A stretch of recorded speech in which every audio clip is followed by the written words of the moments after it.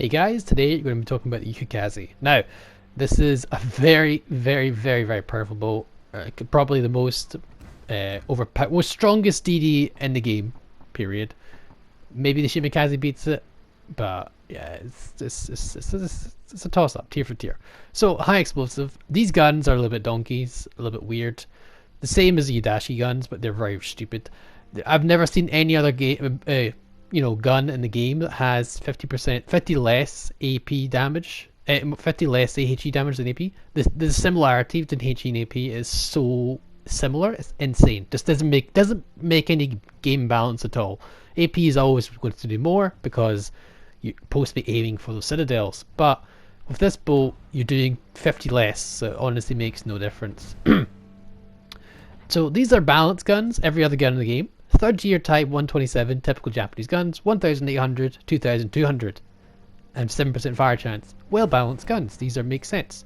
These, no. 9% fire chance, more HE alpha, same AP alpha, 50 less, a little bit dumb. Now, go on to the torpedoes real quick. 9.3 kilometer torpedoes here. We'll go into the again real quick here. 1.6 detectability, 80 knots, okay?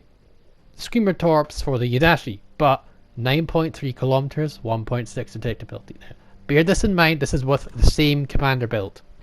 So, 8.1, 1.5. So you get 100 meters less, stealthier torpedoes at tier 7, but you lose out a 1.2 kilometer range.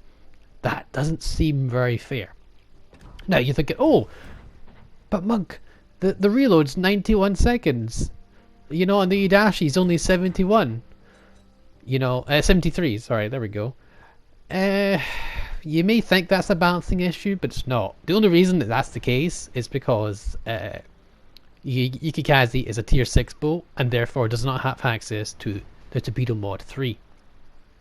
So if we just quickly take a look here, the torpedo mod 3, which is a tier 7 only thing, gives you 15% torpedo reload time reduction. Now, I did the math and turns out Yudashi torps are exactly the same as Yukikaze torps. I think there's like a 5-second difference. So, I mean, you can tell me what you want there, but tier for tier, the Yukikaze is the strongest DD in the game. Not only does it have hard-hitting guns, it also has an extra gun barrel over the Yudashi. The Yudashi has 2 double barrels and 1 single barrel, as you've seen in the actual video. So yeah, it's actually got better gunpowder. Oh, sorry, the reload is a little bit different. I forget, on the Yudashi, it's a little bit shorter than on the Yukikaze.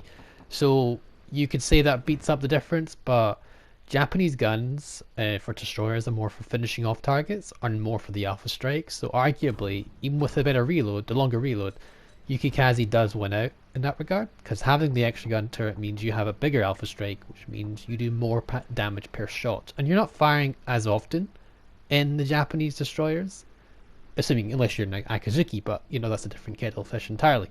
Yeah, so Yukikaze actually wins out in gunpowder, wins out in torpedoes, and the only difference Yudashi has over Yukikaze is that torpedo reload booster. Oh, not to mention as well, the Yukikaze's got 1,900 more health stock than the Yudashi, which is a lot for a destroyer.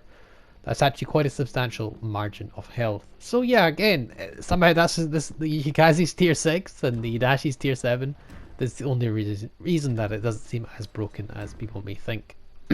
So yeah, it's literally the most broken destroyer in the game, tier for tier. And yeah, I'll head into that game. Now, I can't seem to get a good game with this boat, and it's not because of the boat, it's because of the playstyle of the boat. I actually tend to get bored stiff and actually make tons of misplays because I just get so bored and I want a little bit of action. And I'm genuinely being serious about this. You'll see me play decently well early game, and then I just start out and I just get bored because the boat is essentially easy mode. And you know what, people like this ship and people enjoy this ship, and that's nothing wrong with that. If you want to enjoy that boat, that's perfectly fine. I'm not saying you're a bad player and all this or anything like this. You're perfectly fine to enjoy whatever boat you want. You can spend the money on however you want, but I'm just going to say that this boat is ridiculously easy to play, and the playstyle is so boring that I don't get any enjoyment out of it personally. I feel the boat is very powerful, a little bit too powerful for any other DD at tier 6. I could comfortably outgun anything at tier 6. Well, I say that, but like, I'd probably lose to a Kid or a Benson or a Jervis, but I've got faster torpedoes. Even if they've got sonar, the chance of the dodging is very low. I just need to hit it once, and that's pretty much it.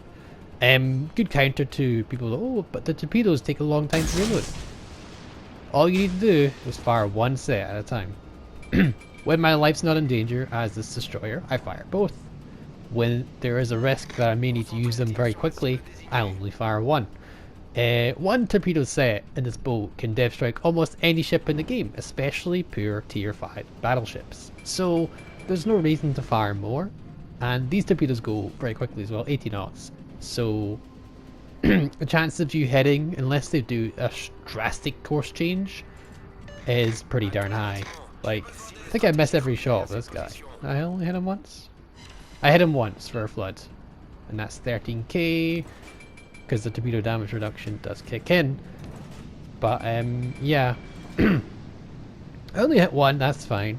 They reload shortly, but you know, it's just, I just get bored playing this. Like this, by this point, you know, we're just doing the basic destroyer tactic.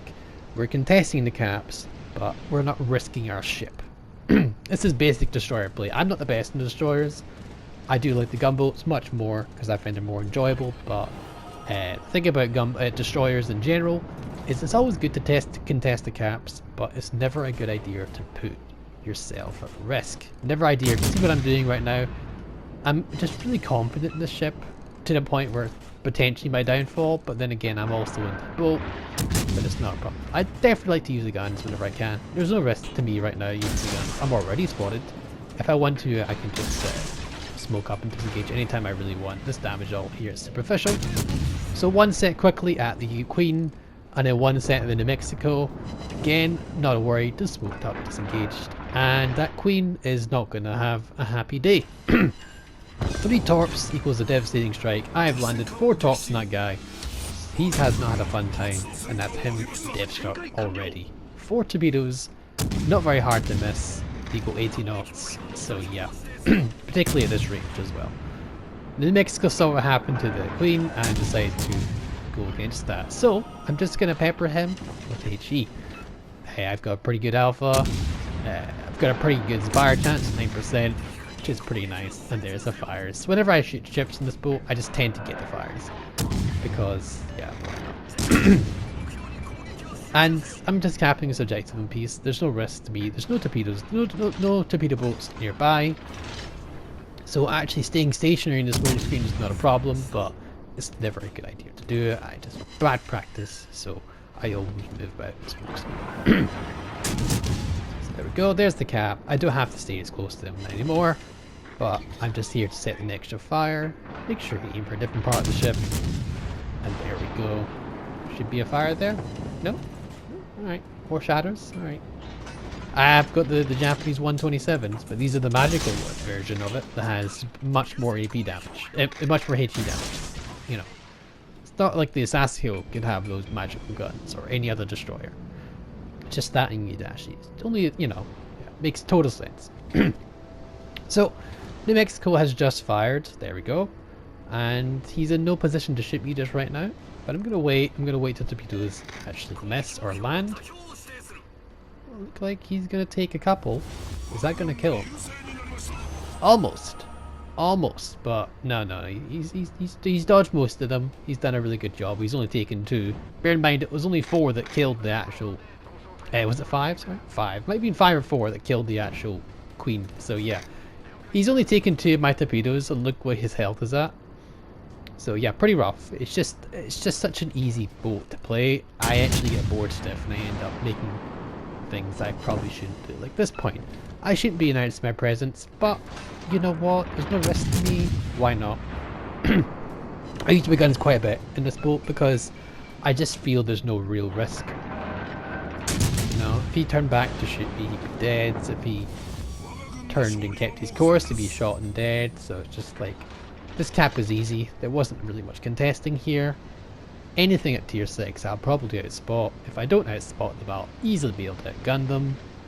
And yeah, the biggest problem I have with this ship is actually keeping a level head. I just tend to get bored and actually get sleepy.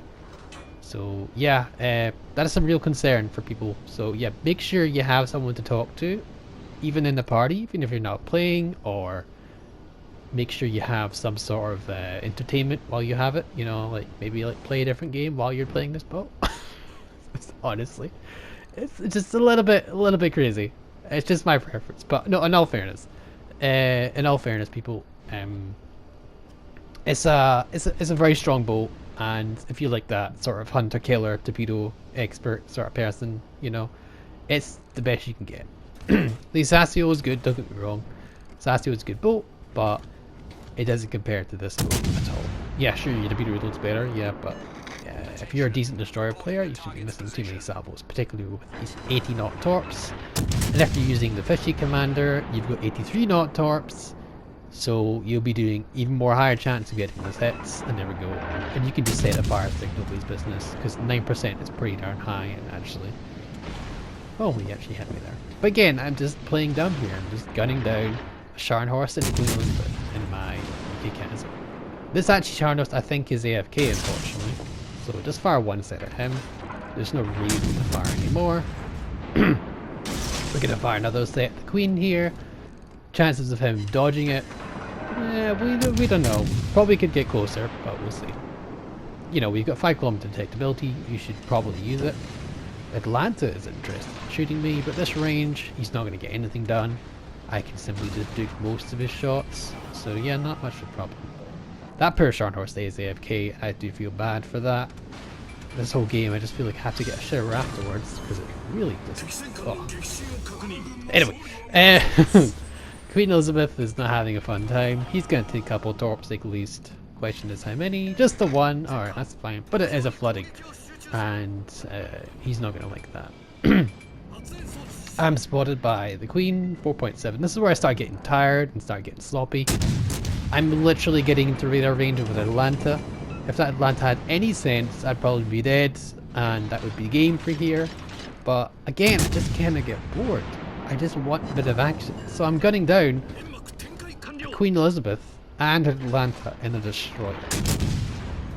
Because I just get bored. That's honestly, I just get bored. He's out. Okay, we go. Atlanta. You know, it's switch to AP. You know, it does 50 more damage. So yeah, why not? There's no reason not to just keep HE on. Maybe I'll set it on. Maybe not. Alright. Atlanta, even if he's running sonar, chances of him dodging that are just atrociously low. Fire one narrow spread to go. He's going, and then the wide spread to see. Alright, if you try to dodge, you'll die. And because these things will do so much damage, he sees him coming. He just needs to get hit by one, and that's him out. Yeah, see, he's running radar, or at least I think he's radaring. But it doesn't really matter, because it's one torpedo. That's all I need.